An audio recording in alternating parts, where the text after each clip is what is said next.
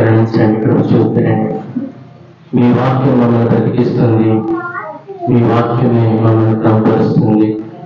మీ వాక్యము మా పాదపడి దీపమున మా తోడుకు వెలుగైనది కనుక మీ వాక్యం యాత్రలో మమ్మల్ని మేము చూసుకోవడానికి, దేవా మీ వాక్యం చేత పరిశోధింపబడడానికి, మీ వాక్యం చేత క్రమపరచబడడానికి, శుద్ధి చేయబడడానికి కృపను చూపండి. యోగమైన రీతిగా సరైన తీర్మానంతో మీ పనులు పాల్గొనటకు మమ్మల్ని సరిచేస్తురండి, బాగు తీసుకురండి, నిష్ప్రయోజకరణ దాచుకోండి. నీ పక్షంగా నిలబడడానికి అర్హతలేని వారిని కూడా ఆయన దేవా కేవలము నీవు నా కొరకే ఆ కలుషంలో కాల్చిన పరిశుద్ధ రక్తము జ్ఞాపకం చేసుకొని నన్ను శుద్ధి చేసి నన్ను పవిత్రపరిచి ప్రభువా నీ అక్కడ కొద్ది నీటి యావత్తు నన్ను నిలబెట్టుకోవడానికి ఇష్టపడుతున్నారు పొందున్నారు.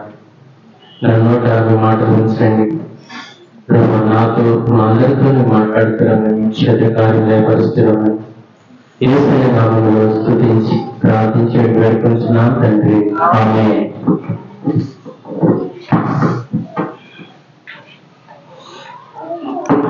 మరి అనుకోకుండా మీ మధ్యకి రావడానికి దేవుడు కృపణిస్తూ వచ్చాడు. యాక్చువల్గా అయితే ఈ రోజు కుర్దూస్ నగర్ కోరేపు ప్రార్థనా మందిరంలో పరిచయకాలను పంపించారు.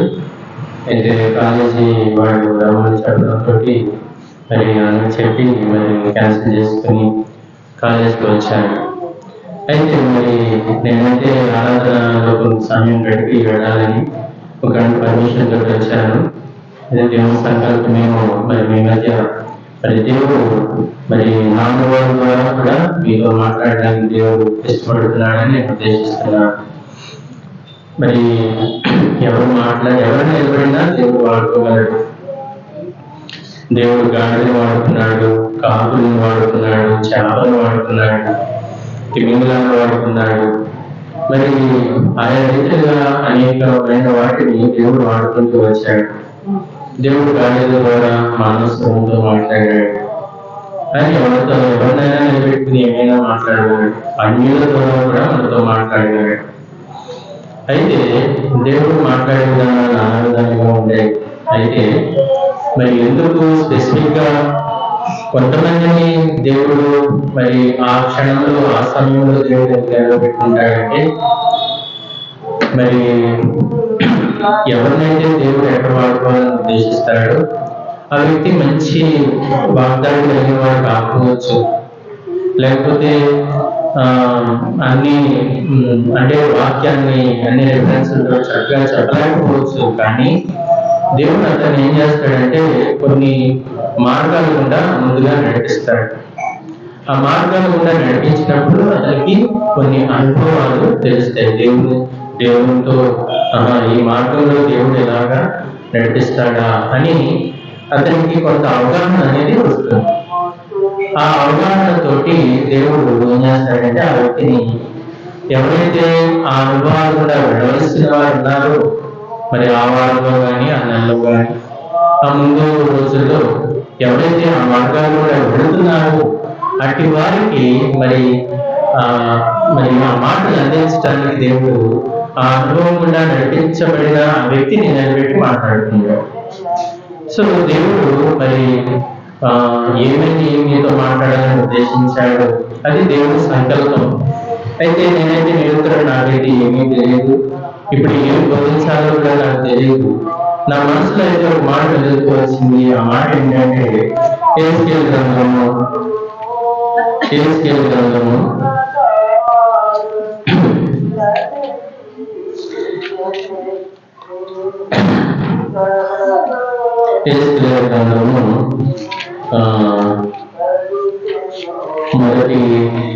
2వ వచనం అనుకుంటా, 2వ అధ్యాయం అనుకుంటా. ఒక నిమిషం.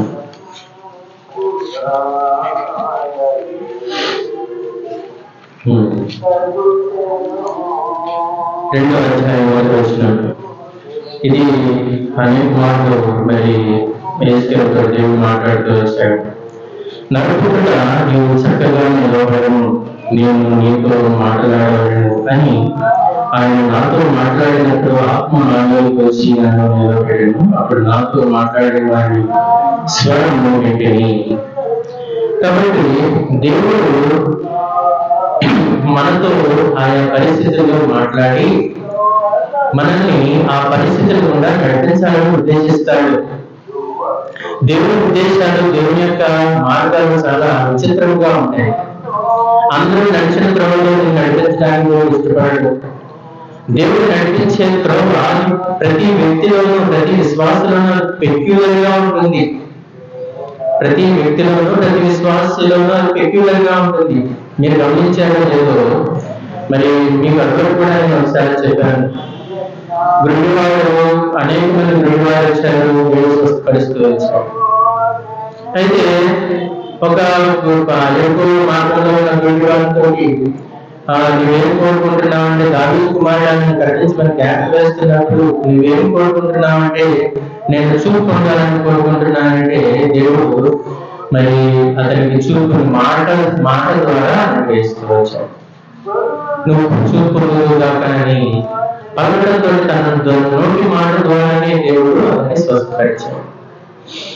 మరి ఆ శిలువని కోడి దగ్గర ఉన్న ఆ యొక్క గుడి వారితో దేవుడు ఆ నేల మట్టిని మరి దాంట్లో వేసి దాన్ని బొద్దగా చేసి అతని యొక్క కన్నులు రాసి వెళ్ళి అతనిలో కడుక్కోమని చెప్పినప్పుడు అతడు సగం ముందు మనుషులు తాడి చెట్టులా కనపడతా వచ్చారు అని చెప్తూ వచ్చాడు. మళ్ళా ముందు స్వస్థపరిచినప్పుడు సంపూర్ణంగా స్వస్థపరచబడుతూ వచ్చాడు.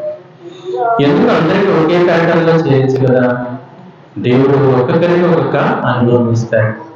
ఆ అనుభవం ఎందుకు అంటే నీ యొక్క తర్వాత తరాల వారికి ఆ అనుభవము అవసరము.